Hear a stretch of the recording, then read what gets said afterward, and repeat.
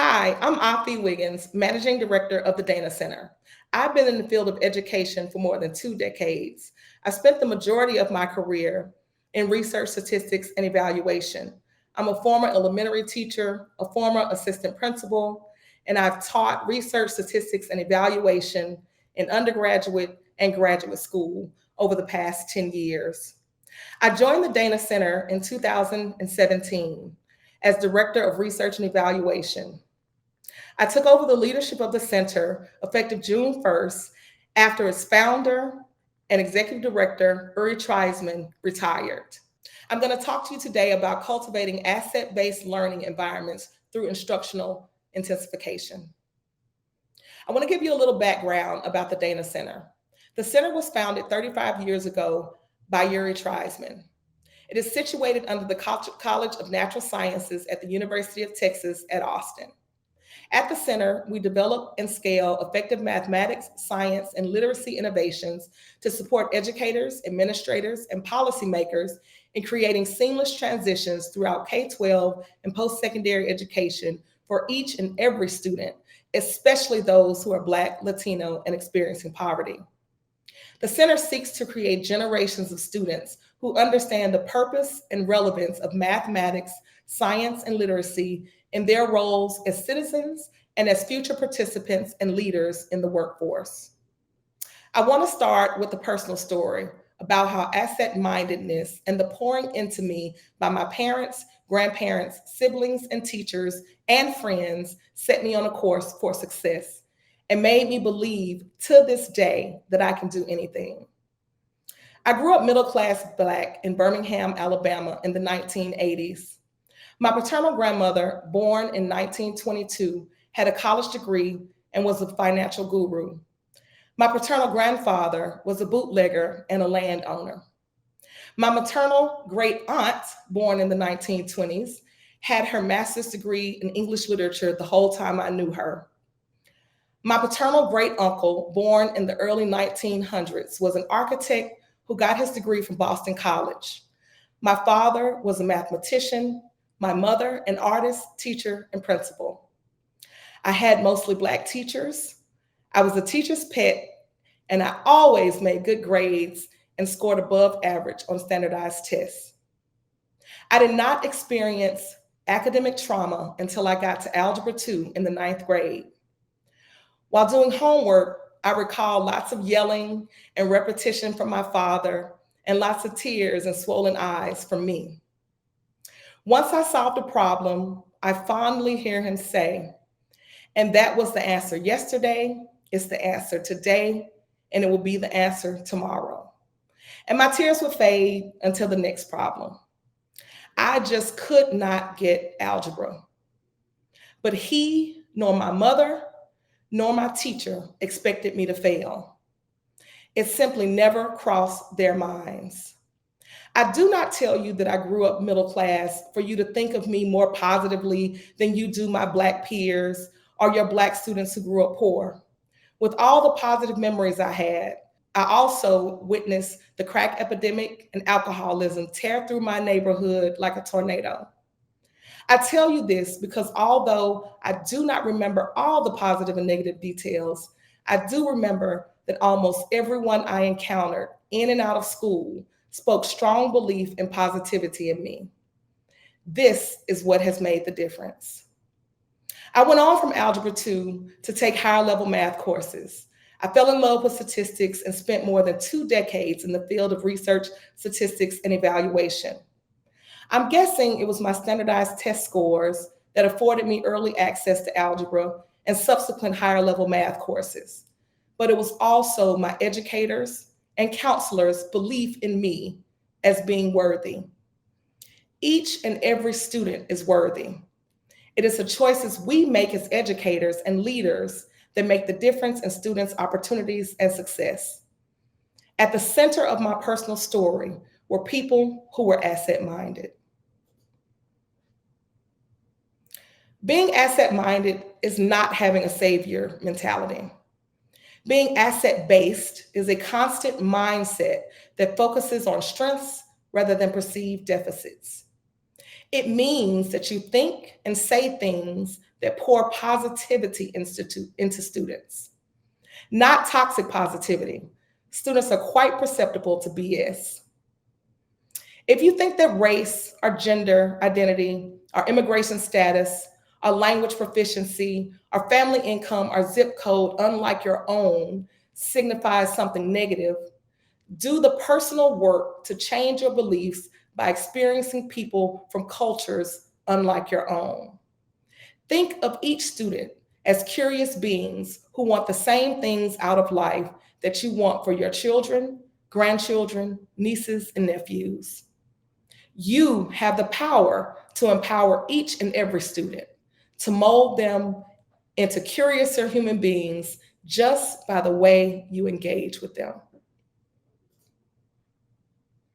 Today, we're talking about asset-mindedness in the context of mathematics instruction, in particular, Algebra 1.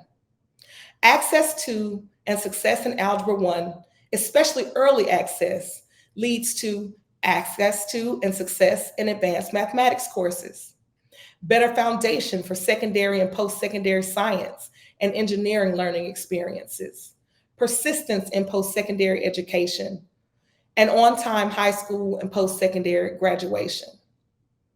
These benefits are also seen from algebra intensification courses. I want to talk to you a little bit about a particular Algebra 1 program and way of instruction called Intensified Algebra. In several studies, we have seen academic and social emotional learning benefits manifest in positive student outcomes from Intensified Algebra. A little background on the course. Intensified Algebra uses an asset-based approach that builds on student strengths and helps students develop academic skills and mathematics identities by engaging them in meaningful learning experiences. Intensified Algebra is designed to help rising ninth graders 1 to 2 years behind in math to catch up to their peers and equip them with successful academic and social emotional learning strategies.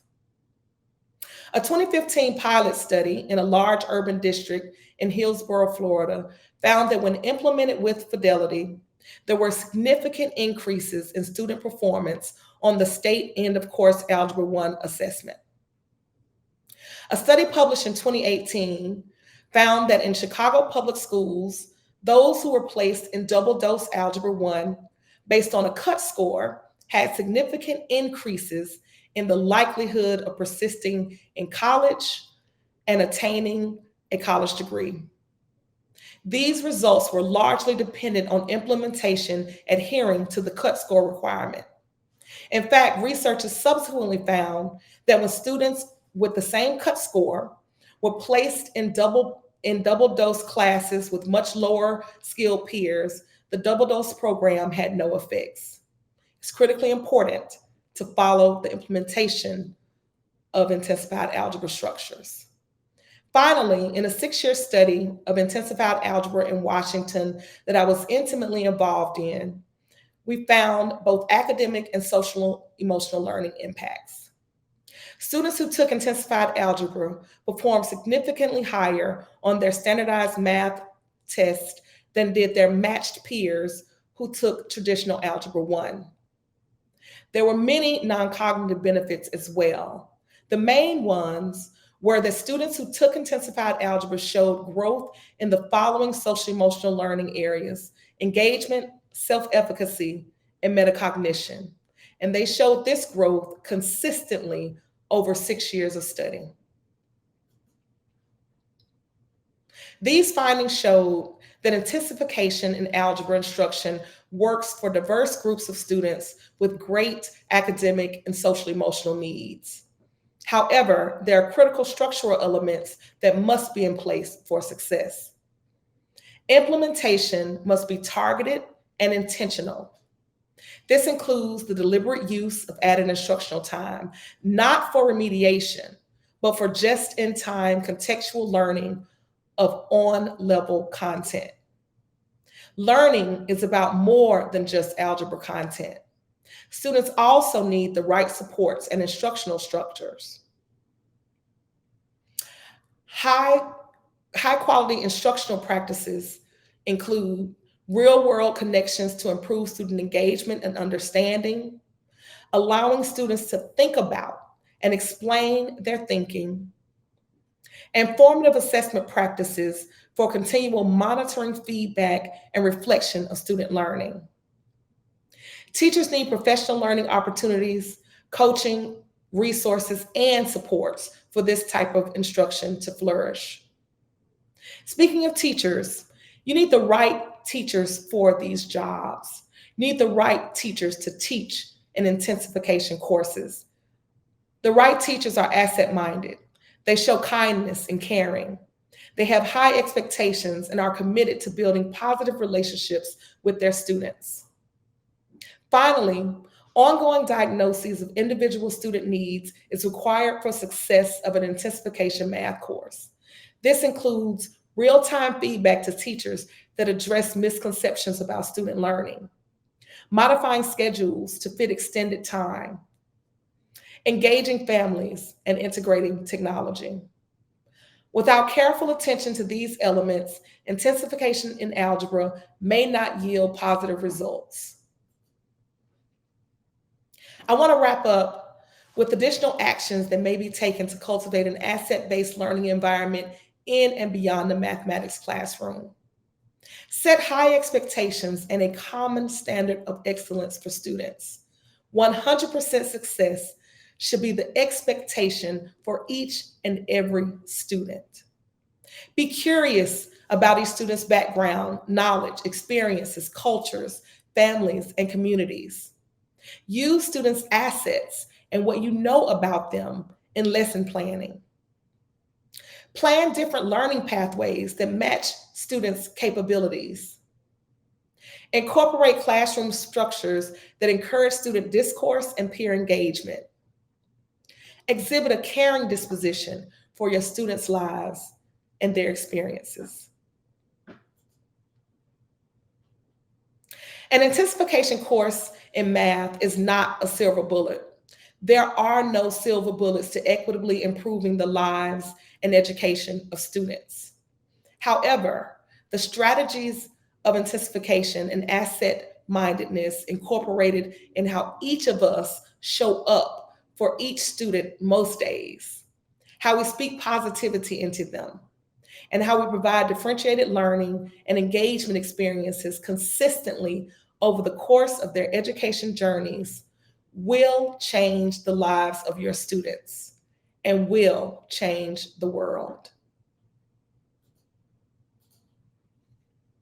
Here's a list of references for the studies that I mentioned.